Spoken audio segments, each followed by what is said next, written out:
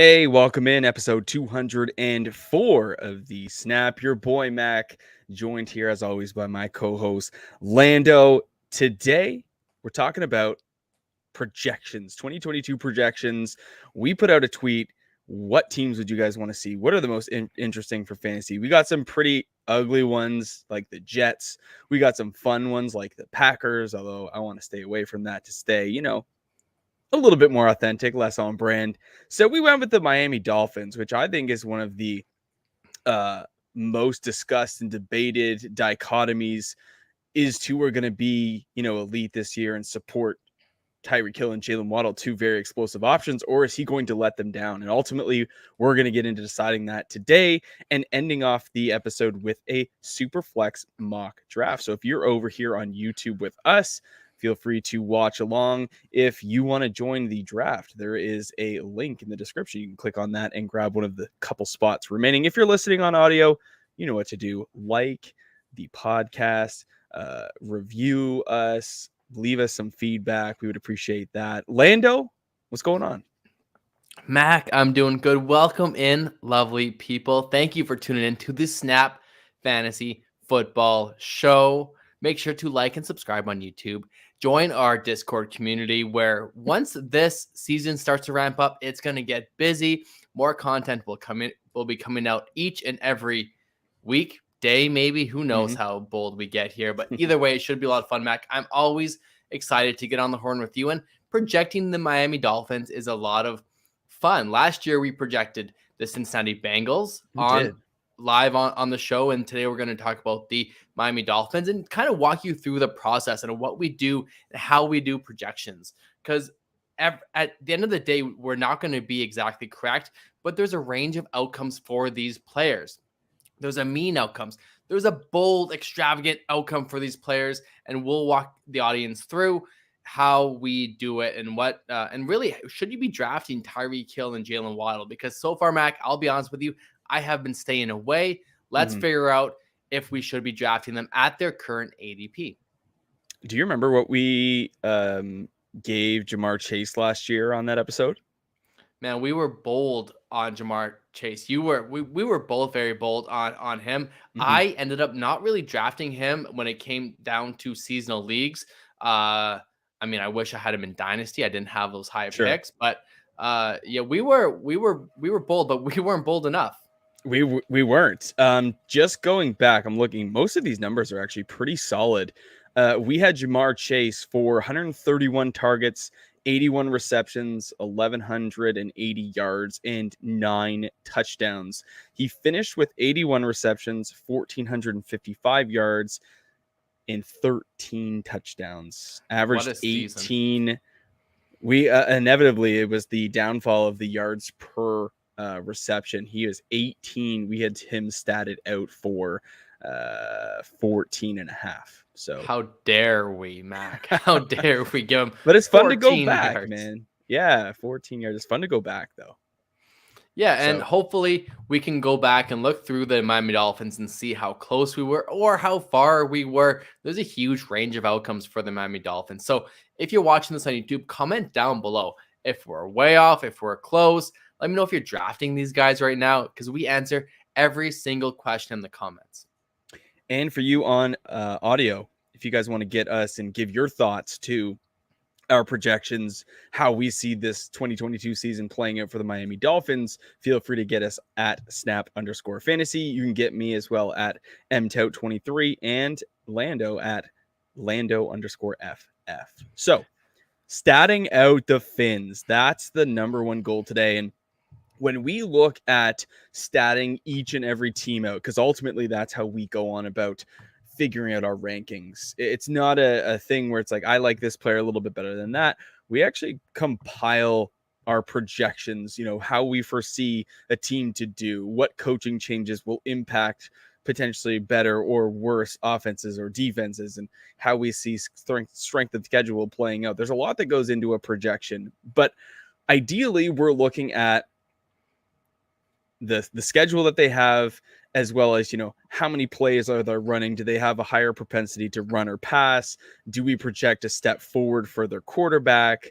And so on and so forth. And so there's a lot that goes into the Dolphins, and I think why they're so interesting this year is you've got a quarterback that's going from their sophomore season to their third year. Can they make a big jump? Can they stay healthy? That's another thing.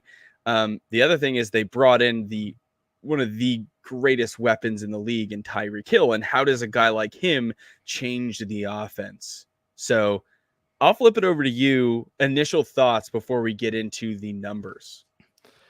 My initial thoughts are that I'm worried. I think that there's going to have to be a massive step forward. We're going to have to project Tua for so many attempts and yards that it's going to be very difficult to make these guys viable. And we'll discuss it. We talked about this on previous pods. I mean, these guys have been one of the top two debated wide receivers in the drafts. They're both going early. They're both going right now currently as top 12 wide receivers, because Jalen Waddle is a phenomenal athlete. You loved him a ton last year, Mac, and you would hate to see him fail in the NFL. But what are your thoughts, Mac, before we get into it? Yeah, like Cole's notes version, if we're going back to previous episodes, it's like it's going to be one of two things. It's you either believe in Jalen Waddle and Tyreek Hill as elite talents, and therefore you indirectly believe that Tua can support them, or ultimately the weak link in the chain is going to be Tua Tagovailoa, and he'll ultimately let down the potential for Jalen Waddle and Tyreek Hill. And I think that's what we're going to try to paint the picture of today, is like what needs to happen in order for these two to produce at the levels they did last year. And then is that possible? And then if things stay the same, what does it look like?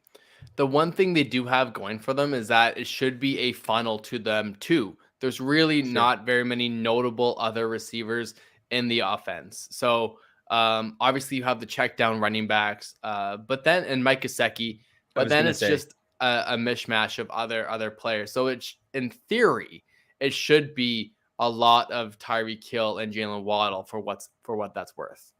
And Mike Gesicki is a guy that's, commanded an 18 to 20% target share his last couple seasons.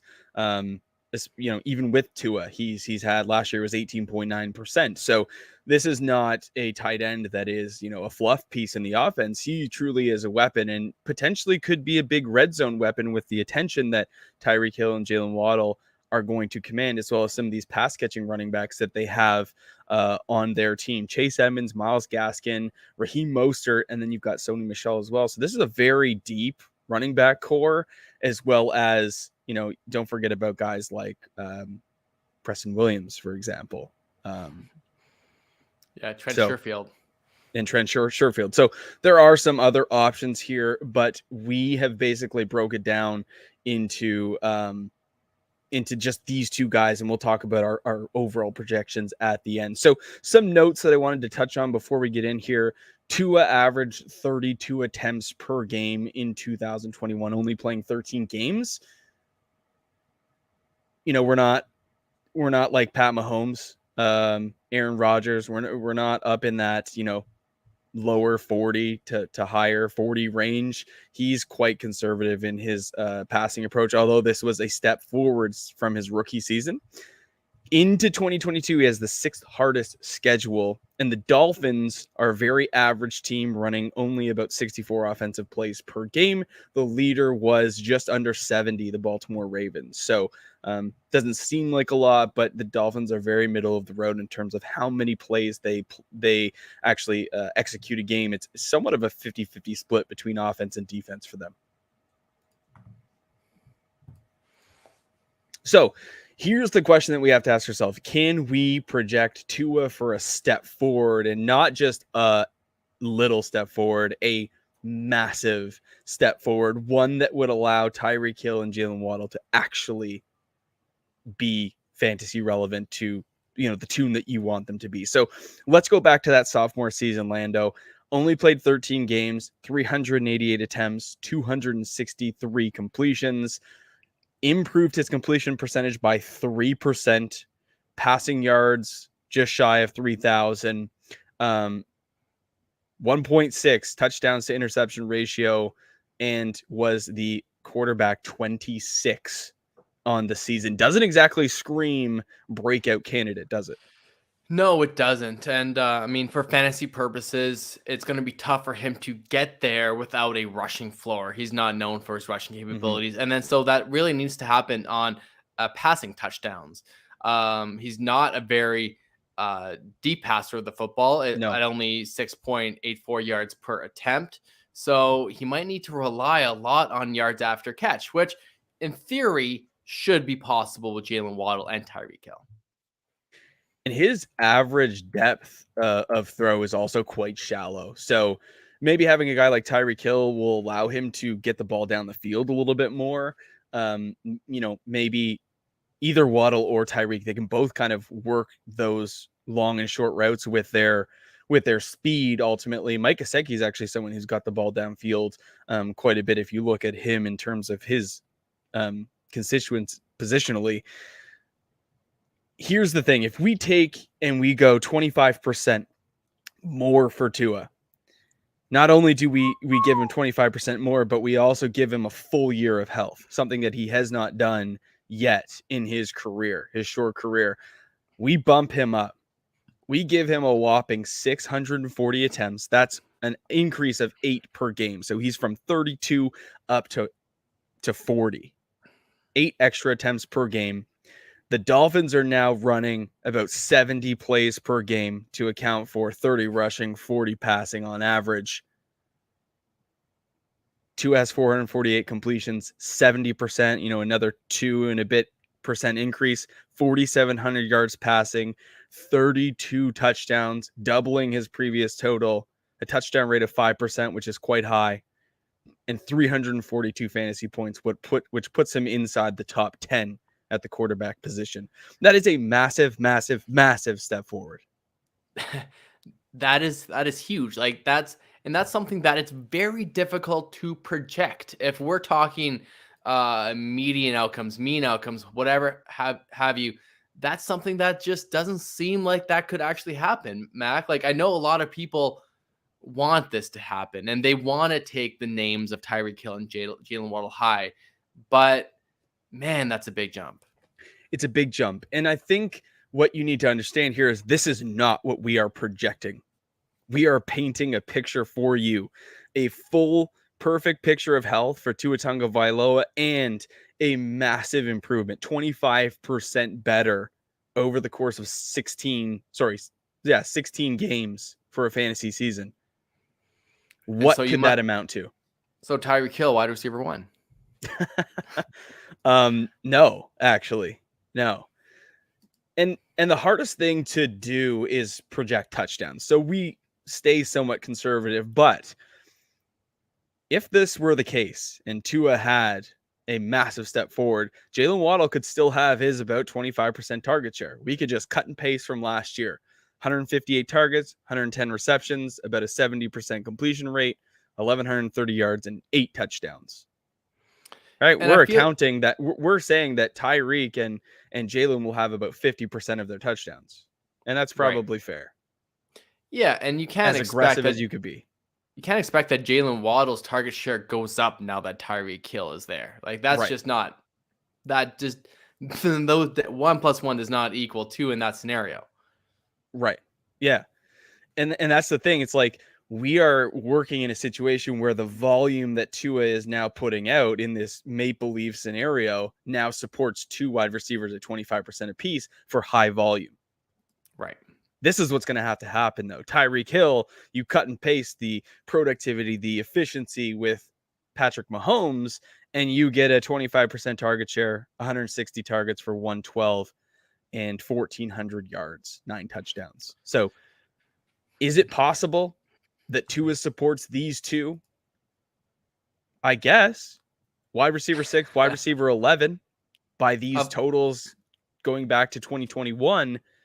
But you are relying on Tua Tagovailoa to stay healthy and take a massive step forward, having almost a 5,000-yard season, throwing over 30 touchdowns, having 640 attempts. Is that realistic, Lando? Man, it's I for Jalen Waddle and Tyreek Hill's sake, I wish it was. And the numbers here are reasonable for a number 1 wide receiver. Yes. for in a high volume offense. If both these guys are playing for the Packers or for the Chargers Or the Chiefs. or the Chiefs, hey, but at the same time, I mean, I guess Pat Mahomes supported Travis Kelce as well. But either way, it's going to take a massive Tyreek. Man, Tua's going to have to ball out the entire year and stay healthy. I can't see that happening, my friend. No, and I think what it comes down to is just I'm expecting Tua to improve. I think bringing in a weapon like Tyra Kill makes sense. I think bringing in a more developed and deeper running back core is super helpful. Getting rid of distractions, helpful, like Devante Parker, for example. I don't think he's going to make a step forward to the tune that people want him to. And I think if we go back and we just look at, what that looks like again, 640 attempts, 448 completions, about 70%, which is an elite level, 4,700 yards and 32 passing touchdowns. That is what it's going to take from Tua to support these guys. We're talking like a Russell Wilson-like season from Tua Tagovailoa. I just don't see it. And really, so at the end of the day, Mac, what we're getting around to is that is pretty much their ADPs. It is. Right? Like that's what they're getting drafted. So if you're taking one of these guys, you're drafting them at the ultimate peak of Tua, the ultimate peak of possibility of what we can draft. Now, in reality, this is the tough pill to swallow. Is that, going back to your point, if you're going to take Waddle and Tyreek where they are, you should also probably just take a shot on Tua because his average draft position is so low. But if you expect them to be elite fantasy options, you should just take the shot on Tua. And if it plays out, you look like a genius. And if you go down with the ship, you go down sinking with the captain as well. In reality, if you're not first, you're last. If you're not, yeah, that's right. In reality, this is kind of more of what we see going for Tua. Here's that sophomore season, and here's what we expect to see potentially for Tua moving forward if he stays healthy for a full season, if he can improve marginally, not to a tune of 25% improvement, but just a marginal improvement. We're talking like, yards per attempt going from 684 up to 7. Right? That's not a huge jump, but it's a decent jump. Improving completion percentage on more volume by over 1% or almost 1%. Touchdown rate going up by, a quarter to a third of 1%. And really just improving those passing touchdowns from 16 to 25. This is probably a good step forward for Tua. Almost a 4,000 yard season. Again, the question is this enough to support 2 top 20 wide receivers? Because in the past, we've seen top 12 quarterbacks support 2 top 20 wide receivers. We saw 5 duos last year do so, and all 5 of their quarterbacks were in the top 12. Would this put Tua in the top 12? No, it would put him as quarterback 17. And that is very reasonable. For him to be a top 24 quarterback, and I think everyone would agree that's in his range of outcomes with the weapons that he has. That's probably right around where he's going right now in ADP. Mm-hmm. That's what we're expecting from Tua. And of course, there's upside because of those 2 weapons. But realistically, that sounds about right. Right.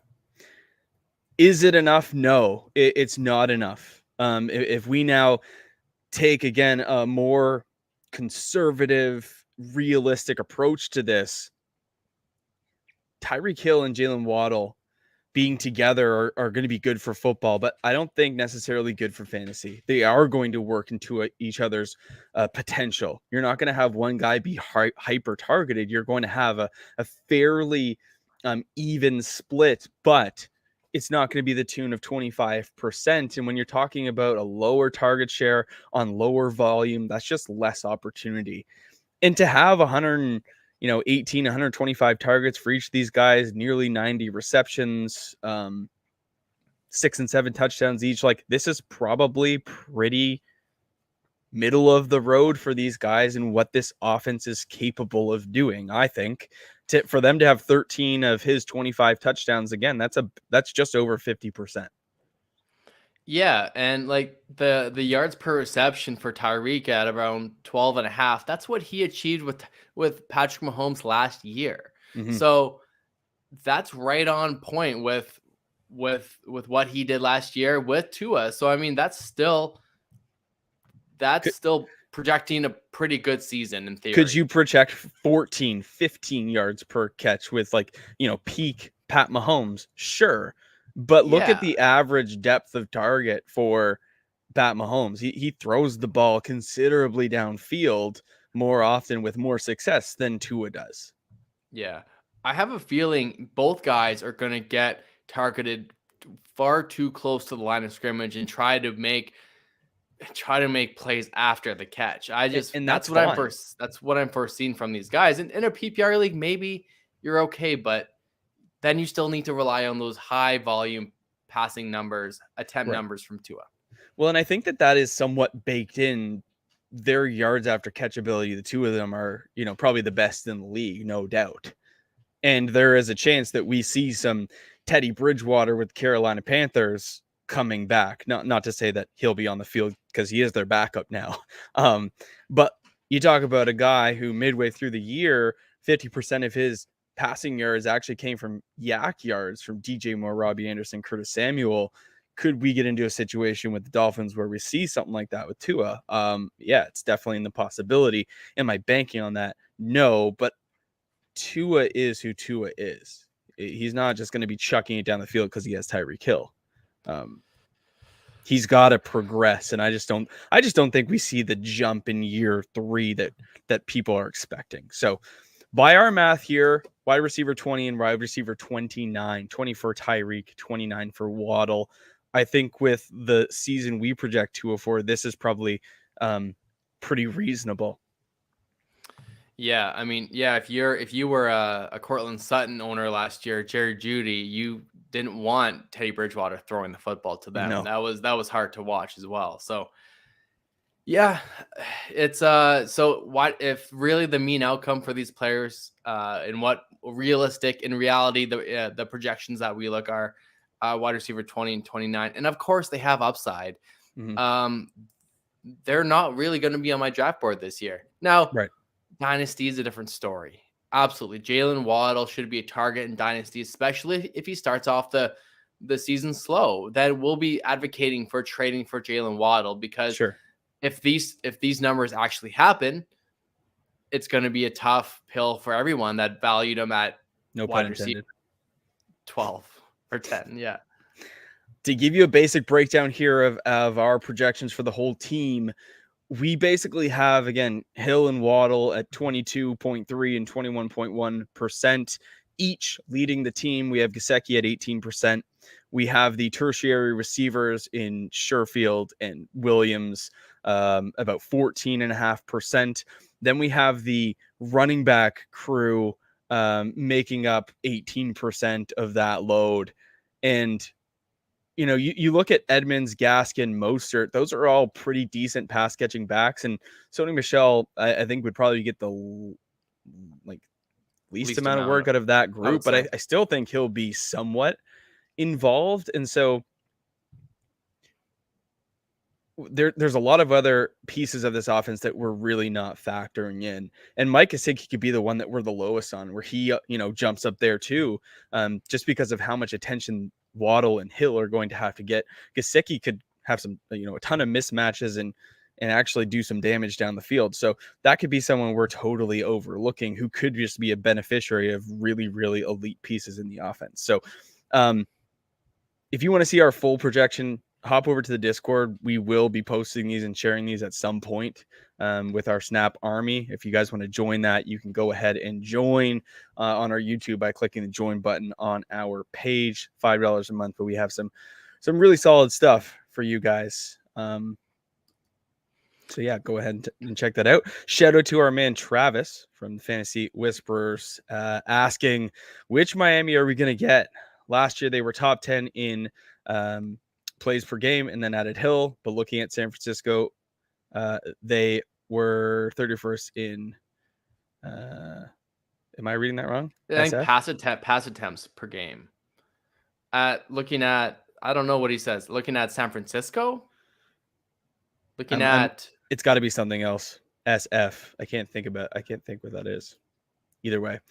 He says he likes Waddle. He's cheaper, but really, really likes Edmonds, cheapest starter in fantasy football right now. Yes, I do agree with that 100%.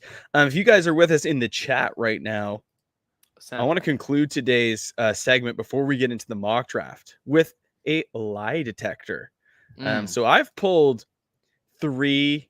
Okay, he is saying San Fran. I have pulled 3 facts.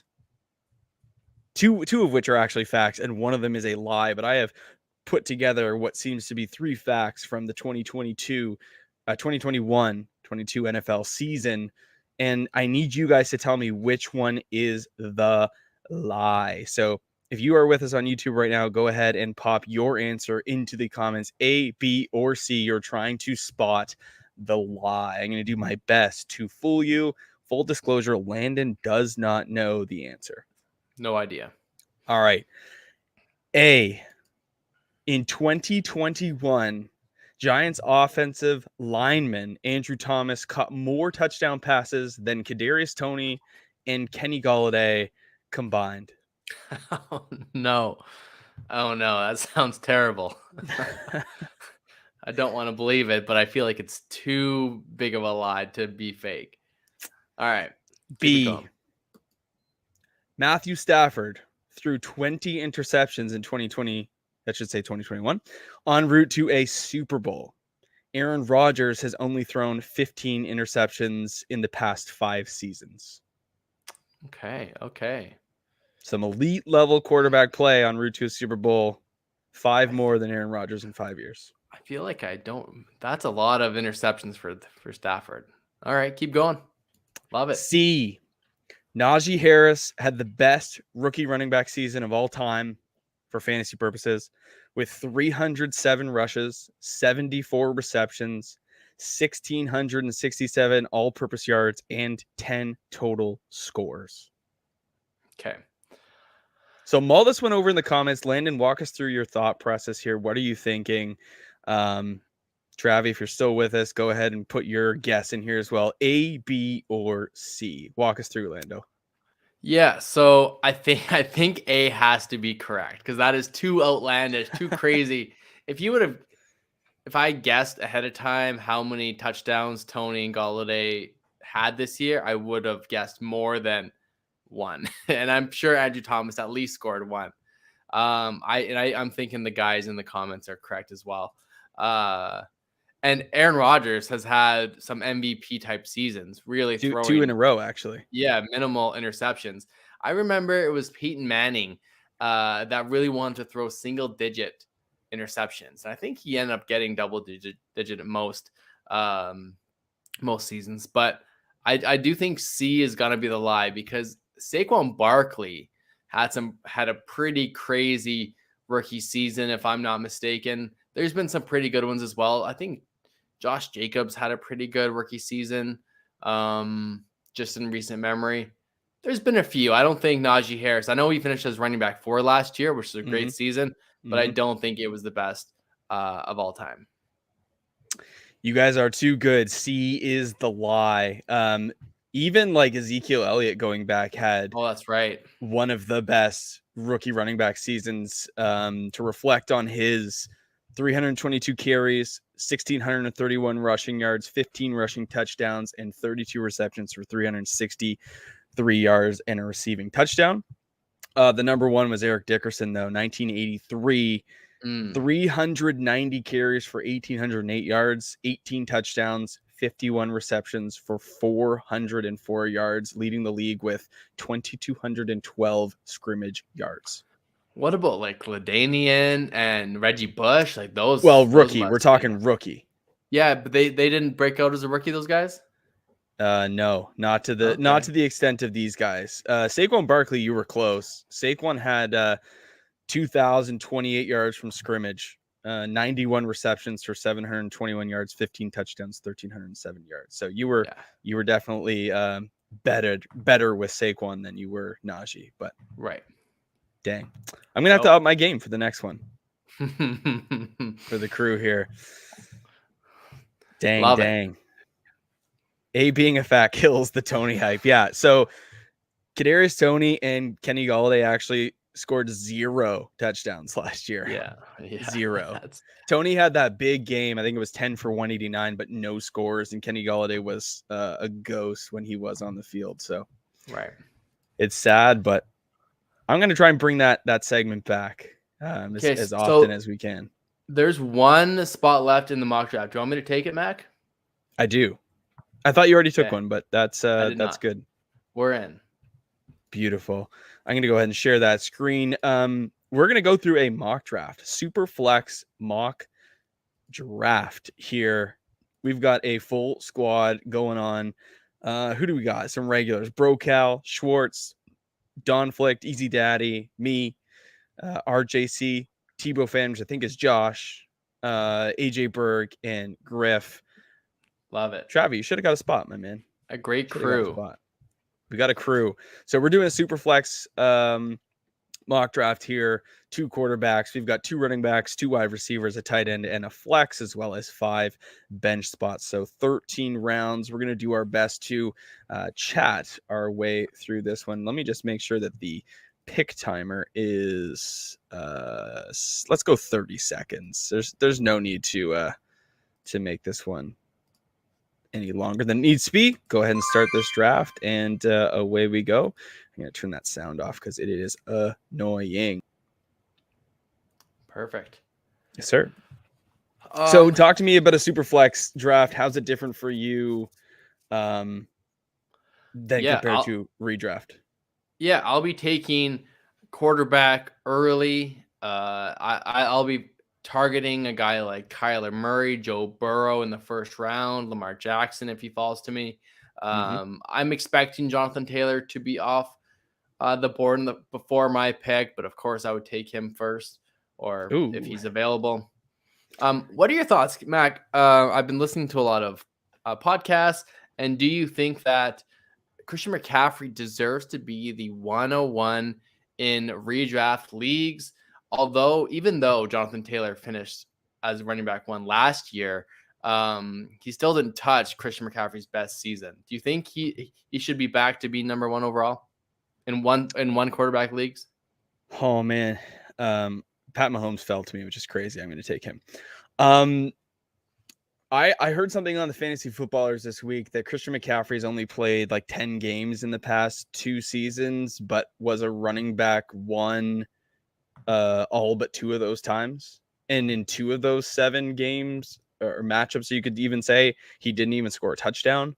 So he is an elite level player. The problem is you've been burned by Patrick Mahomes. You've been burned by Christian McCaffrey now 2 seasons.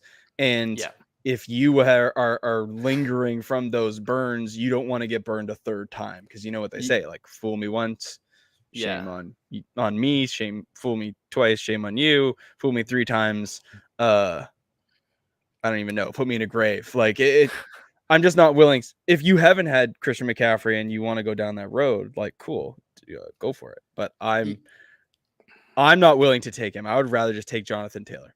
And take the value. And that's where I think we'll discuss throughout the offseason is the value of the drafts.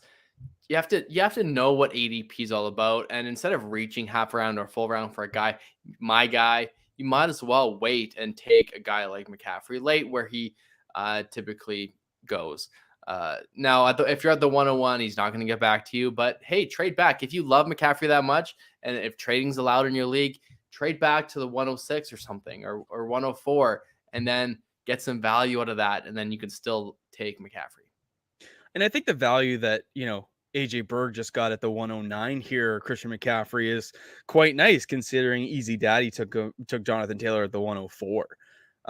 So to get Christian McCaffrey and then circle back and pick up, let's say, a quarterback like Dak Prescott or Russell Wilson or Jalen Hurts, who was elite for fantasy, doesn't help you on the NFL football field, but fantasy football, he was the QB2 the first half of the year, just behind Tom Brady. So you want to talk about a guy who gets it done for fantasy, Jalen Hurts could be somebody that's interesting with a pair of Christian McCaffrey. But yeah.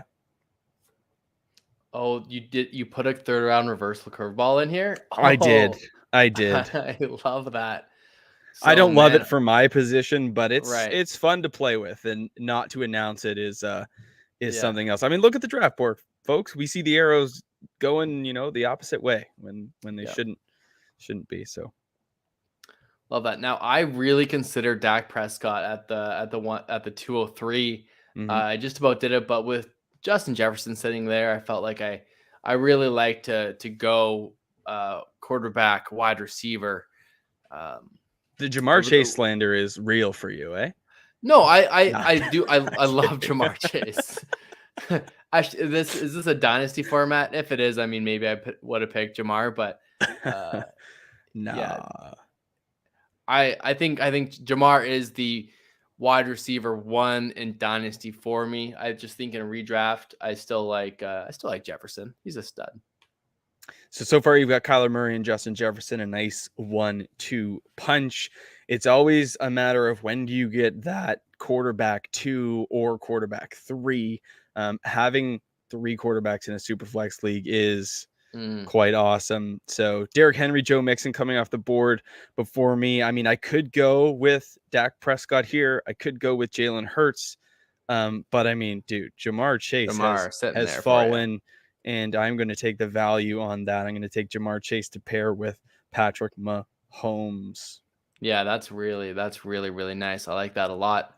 So a super flex draft can go one of two ways. It can go, early, early and heavy with quarterback play. You can see, guys start to double up, triple up in the early rounds. You can also see where some teams will double up a quarterback and a lot of other teams will just let quarterback value fall.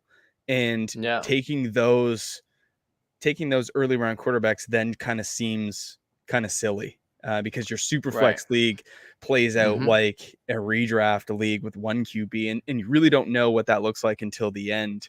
But you see Schwartz here doubling up Herbert and Prescott, which I like when there is a teardrop.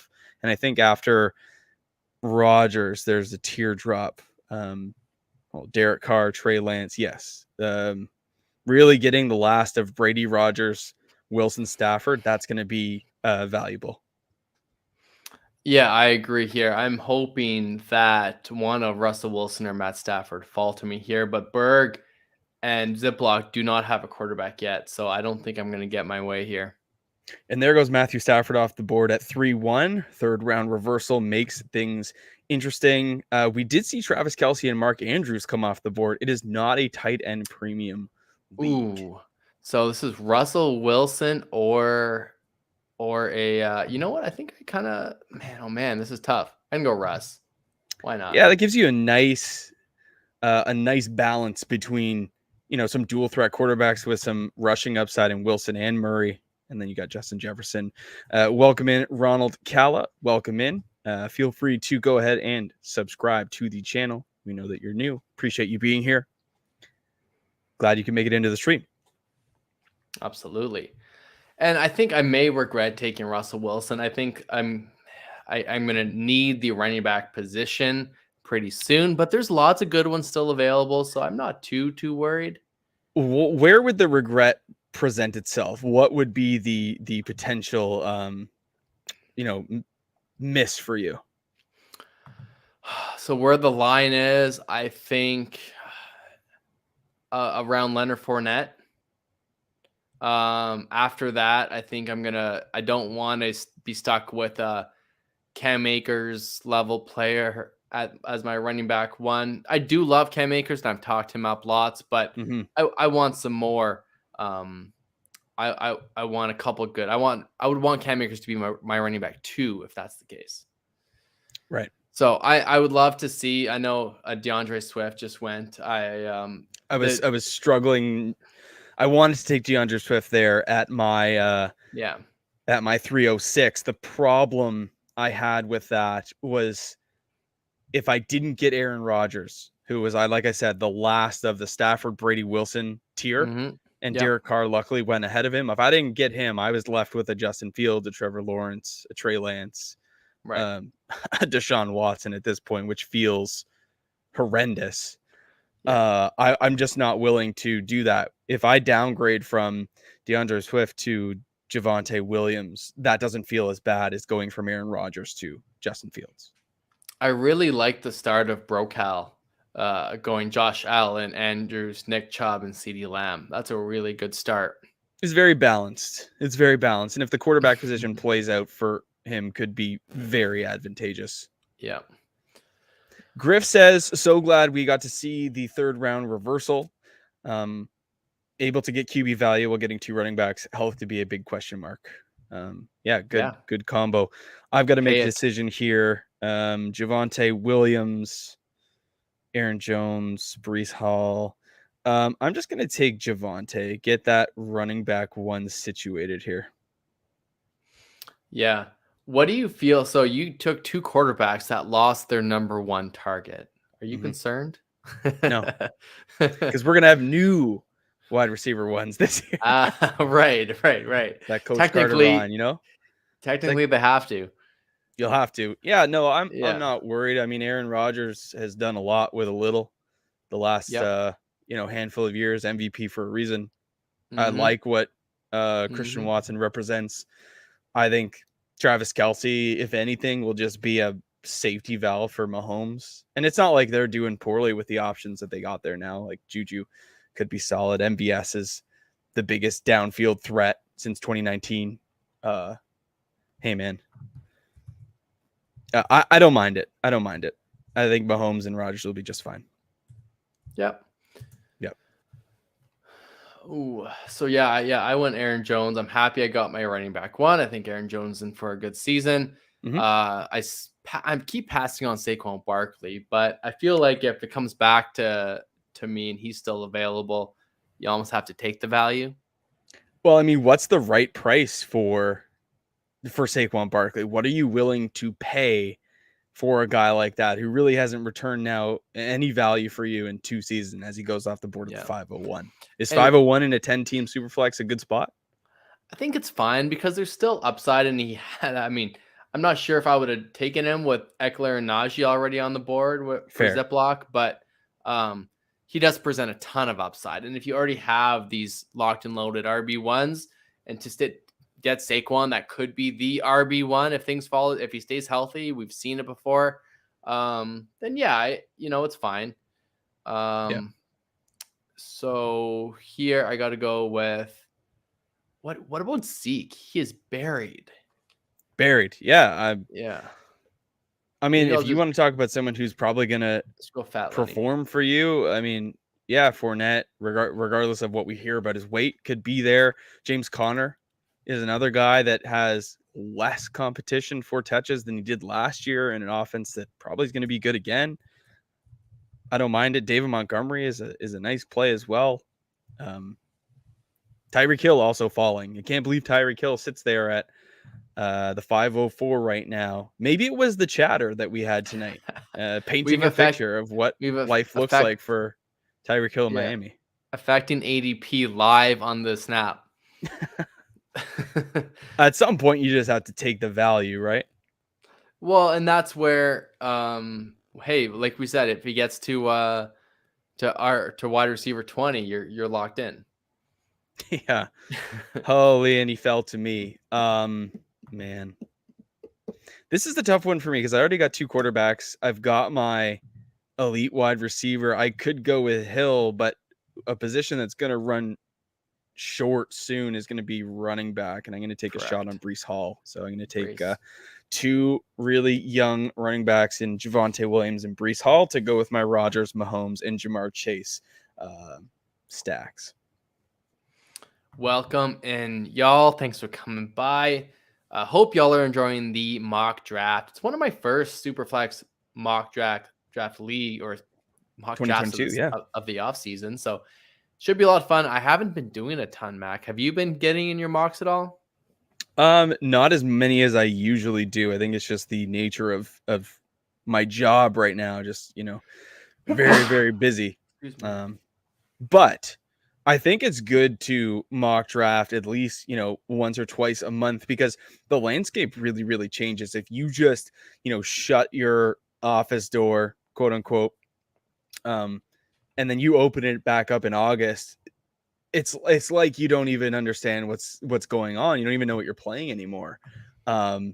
Things change so much. And I think if you mock throughout the offseason, you really get a sense of how players are sliding up or down draft boards based on their ADP and news and coaching changes and whatever. So there are a lot of narratives that play themselves out. And I think if you stay with it, that you'll get a better idea of what the landscape looks like.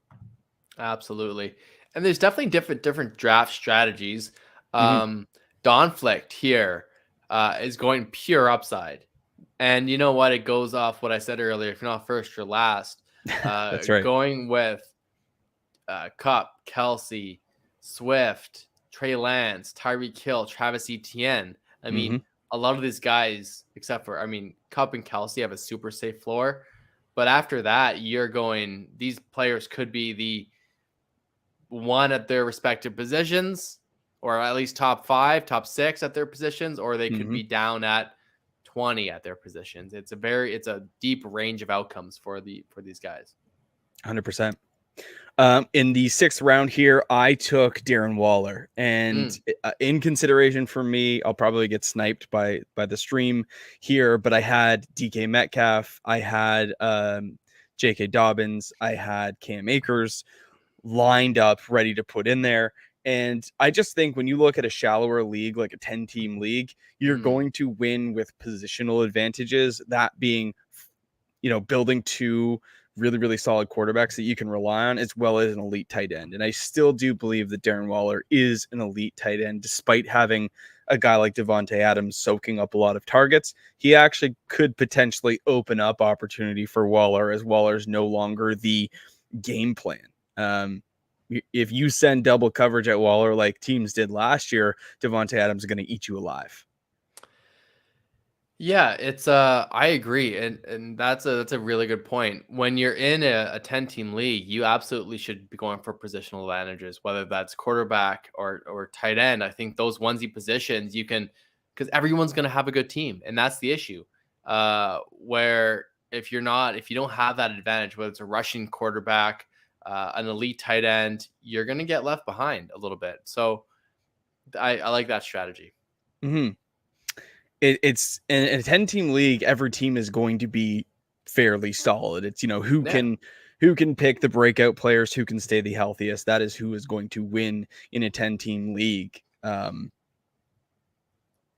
it. It's not, it's not necessarily navigating the waiver wire or,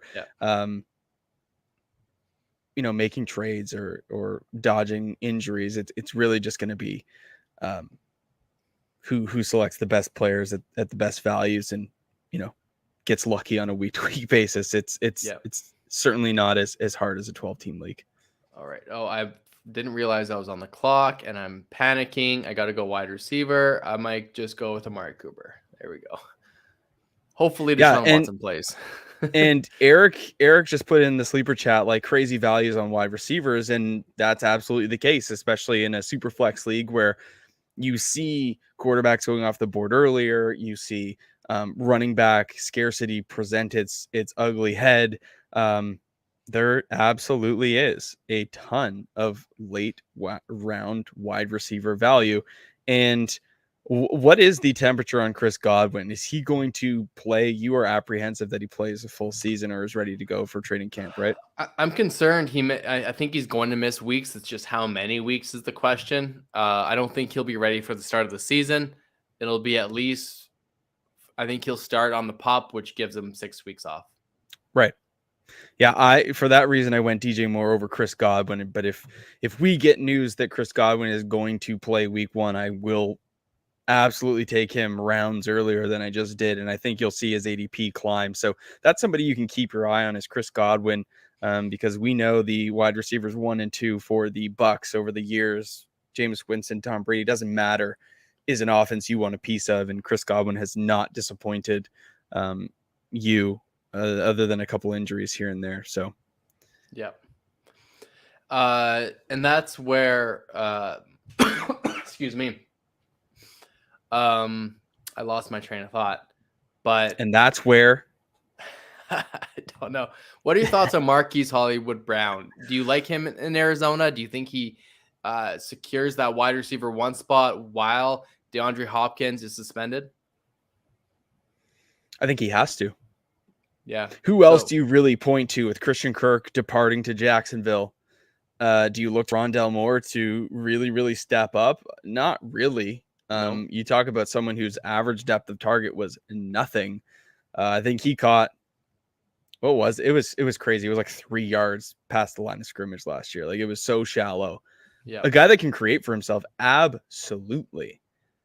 Yeah. But you have to look to Marquis Hollywood Brown, who they acquired in the draft, with DeAndre Hopkins being out for 6 games. I think that is the only thing that makes sense. Can a guy like Zach Ertz carry the load for them? No. No, it's not. Ronald, he'll be viable though, absolutely. Yeah, I think Ronald hits it on the nose here. It's a better fit for Hollywood Brown in that high-powered Arizona offense, and clearly, I mean, Baltimore was great, but Kyler Murray should be he's a much better passing quarterback than Lamar Jackson, and they already have a relationship, right? Yep. They played college football together. So, yeah, I wish I wish I would have taken Marquise Brown where I took Amari Cooper, and I could have got the little stack going as well. Yeah. I'm going to take the value on Chris Godwin in the 8th round. If he doesn't play right away, it's a guy I can sit on and be okay with, especially when you look down the board. You've still got a guy like, let's say, Darnell Mooney, who's in line for 1 billion targets this year, and Treylon Burks is a nice upside play. Michael Thomas returning, who knows what that looks like, but sure. Drake London, Juju as the wide receiver 1 in Kansas City. There's a lot of options that you can plug in as your 4 to be your 3. So I like taking a shot on Chris Godwin if he's just going to fall. Yeah, it's needs here. Let's see here. I was going to take, who did I? Oh man, Schwartz sniped Cortland Sutton. He took both of my guys, Marquise Brown and Cortland. God, I had my eye on Cortland Sutton. He was far down the board, but we got some sharp people with us, so we do respect. We do. I might just go with my favorite player. Oh no! Shit. Oh no! The auto draft. The auto draft. Take yourself off auto. Oh, and you got AJ Dillon. I backed up my. I handcuffed. Okay, there we go. Auto pick. I handcuffed Aaron Jones. There you go. Not paying attention to the draft. I was going to select him, so thanks for that, Lando. You're welcome. You're welcome. That's going to be a really interesting backfield to see how it plays out with a lack of wide receiving talent. Are they just going to lean on the run game down the stretch when weather gets cold and Lambeau gets snowy? Are they just going to rely on, mini Yeti, AJ Dillon to get it done? I think they will. I think they will. They'll have no choice. So, yeah, no, I think I was actually looking for a Hawkinson and Tebow fan grabbed it. So he, Gator fan 15, I assume that's Tebow fan 15, is asking how we like his team. I don't mind going over a little bit before my pick. It's got Joe Burrow, Derrick Henry, the original Yeti, Stephon Diggs, Kirk Cousins, T. Higgins, James Conner, Elijah Mitchell, and T.J. Hawkinson. Yeah, I like your team, man. I think you filled out your starting roster really well. You've got a solid flex and Elijah Mitchell, a starting running back, and two very good wide receivers with Diggs and Higgins. You got the stack as well, which I love. And people will look at a team and go, oh, Kirk Cousins. And it's like, man, Kirk Cousins is a fringe quarterback 1 every single year. You can just lock it in. I like it. He's not sexy by any means, but he gets the job done.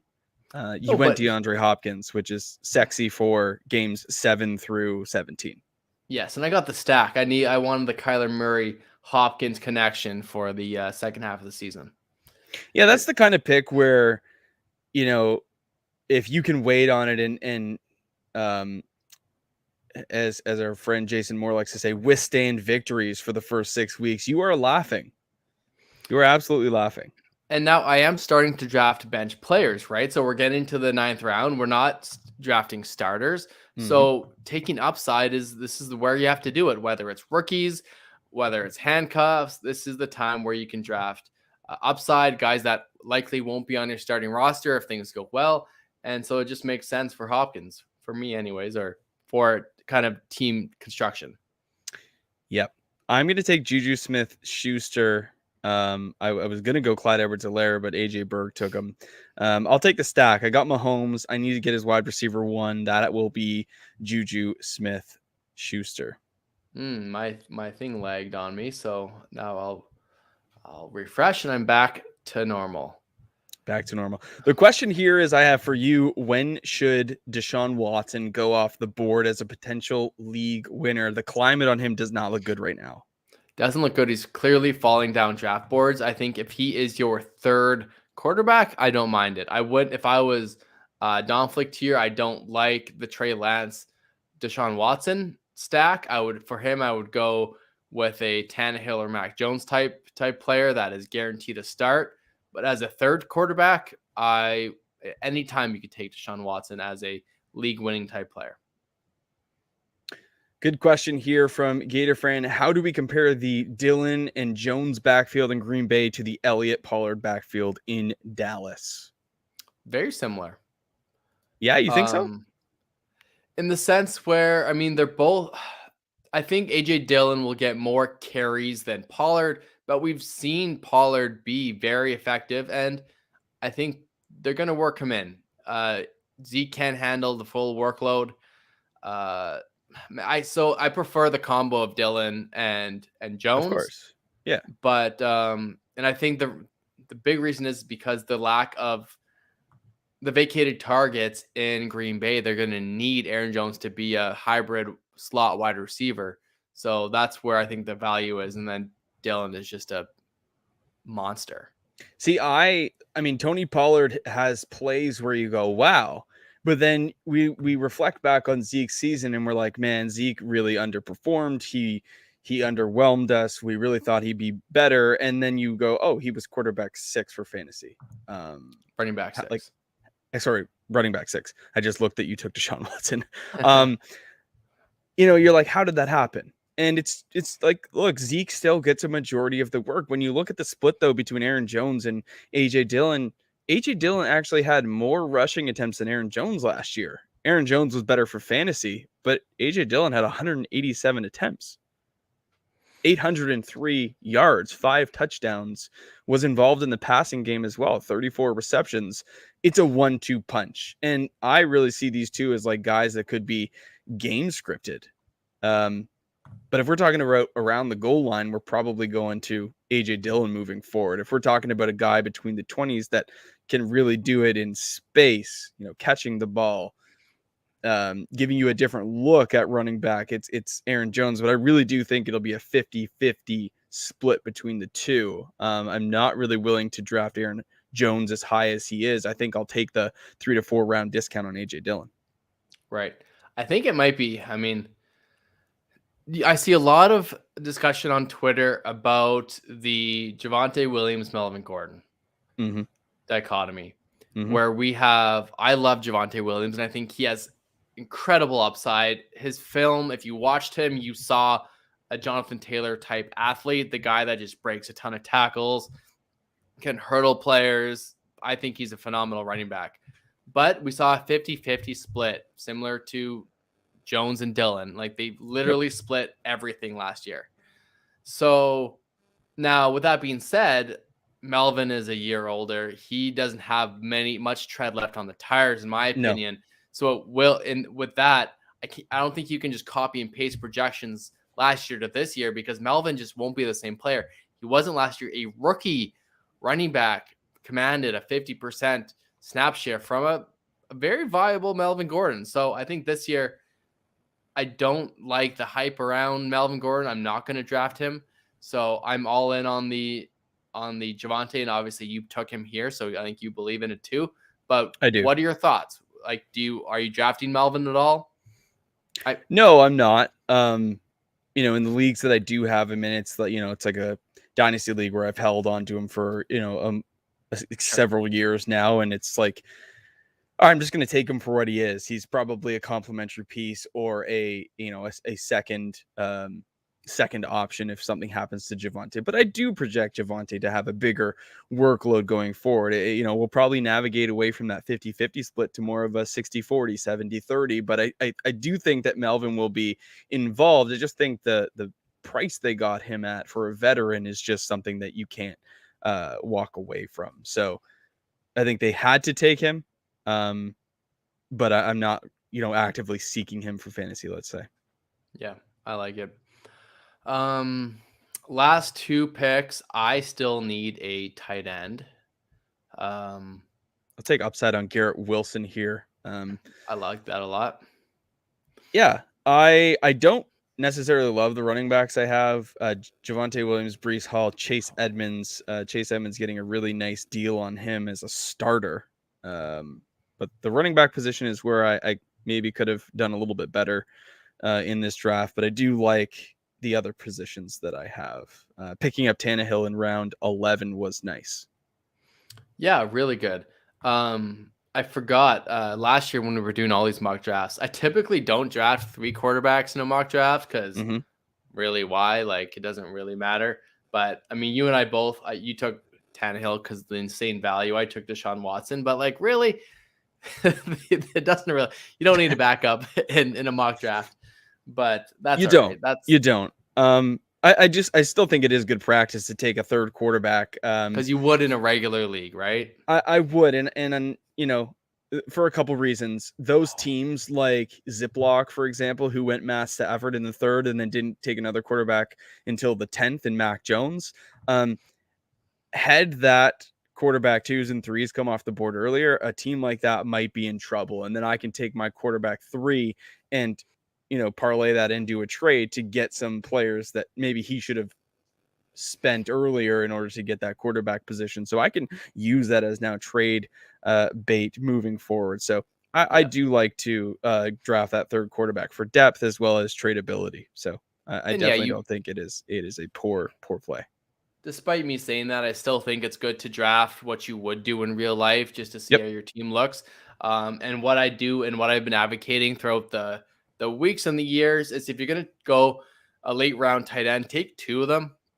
Take 2 upside guys so you're not stuck with one of them, and you can always drop a guy if you need to. But so I took Freiermuth and Alberto for my last 2 picks. I got the Alberto stack with Russell Wilson, which I love. I still do really like Freiermuth as well as a sophomore tight end. So I like that strategy, especially if I'm not going to take anyone early. Yeah. Ronald's coming in here in the chat, YouTube, saying, I think we're looking at a 65-35 split for Javonte Williams, Melvin Gordon. I think that's right in the realm of possibilities. He also likes to draft 3 for practice, but it doesn't help if nobody else drafts quarterbacks. Yeah, for sure. It definitely doesn't help, but when you're drafting with 10 people that are all live, I think that is a strategy that I would employ and see how that sort of works out. So there is the draft done. I'm going to reflect on my team real quick. You can then reflect on yours. I started off with Pat Mahomes at the 105, came back with Jamar Chase, then Aaron Rodgers, Javonte Williams, Breece Hall at running back, Darren Waller. Then I went DJ Moore, Chris Godwin, Juju Smith-Schuster. And I tried to build up some running back depth with Chase Edmonds and Ramondre Stevenson, as well as some quarterback depth with Ryan Tannehill and an upside shot with Garrett Wilson. I don't mind the team. I think there's some really solid pieces. I think if the rookies pan out, I could be in really, really good shape with Hall and Wilson. But 2 Jets, don't necessarily love the Jets. Yeah, but I think people will trade for Wilson. I think he's a guy that his value could, and same with Breece Hall. Both their values can skyrocket. Yeah. So my team, I went Kyler Murray, Justin Jefferson, Russell Wilson, got the 2 elite quarterbacks out of the way. Then I went Aaron Jones, Fournette, Cam Akers. Amari Cooper was my wide receiver 2, along with Hopkins and Drake London. I went rookie upside in the 11th round. I have AJ Dillon in there. Deshaun Watson is my 3rd quarterback going upside once I have bench spots. And then my 2 tight ends are Pat Freiermuth and Albert Okwuegbunam. That was a good attempt. Not terrible. I Not think terrible. it's Aguebanon, but A Guabenon. yeah, you can Okay. work on it. We got a Yeah. couple months here. We're only Tons. June, so we got July, we got August, September. Yeah. You'll have it dialed. You got her. Let us know in the comments whose team did you like better, mine or Landon. I think Landon's 2-0 against me right now. I'm not batting 1,000. I think you guys just have something against me as well, but you know, it is what it is. We just have some really smart listeners. That's all. We do. A reminder for everybody, please leave a like on the video. Really helps out the channel. Subscribe for future content. And as always, join the Discord. That's where things are going down. If you want to get into the Listener League for 2022, you can leave us a message there of, you know, what you bring to fantasy. We don't care how many championships you've won. We want to know, how do you make the league better? What are you going to bring to us?